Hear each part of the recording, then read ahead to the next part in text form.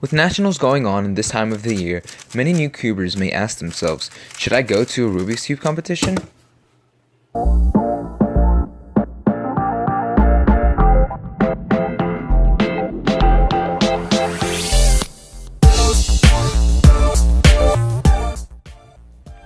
Hey everyone, today I will be discussing reasons for why you should go compete no matter your solve times.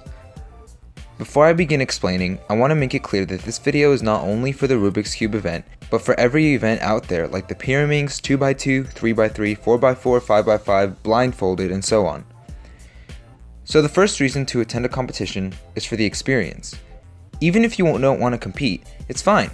Go anyways, get a feel for it. There's nothing like entering a large room full of people who share their common interest of cubing. If you don't feel like you want to compete, then that's fine. There's nothing wrong about sitting back and learning about how competitions work so that you can be ready to go on your next competition. The second reason you should go is for learning new things. You'd be surprised at how many things other cubers can teach you. Anything like a shorter algorithm that someone recommended could help you shorten your times and get you ready to compete.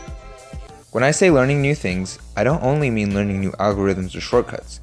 I also mean learning about new cubes. One really cool thing about going to a competition is the amount of cubes that people have. You'd be surprised at how many people collect all kinds of cubes.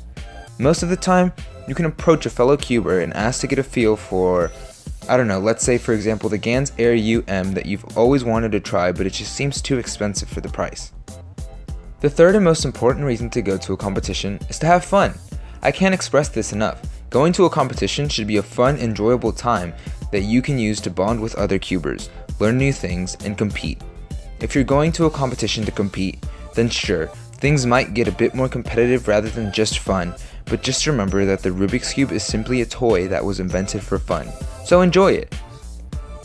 One thing I will say is that if you're nervous about competing because you don't think you're fast enough, don't be, and I would highly recommend you compete anyway, because competing, even if you're slow, helps to motivate you and become faster and faster every time you compete. It may be nerve-wracking the first time, but like I said, just remember that the cube is just a toy and it was made for you to have fun. To go to a competition, you don't have to be the fastest solver.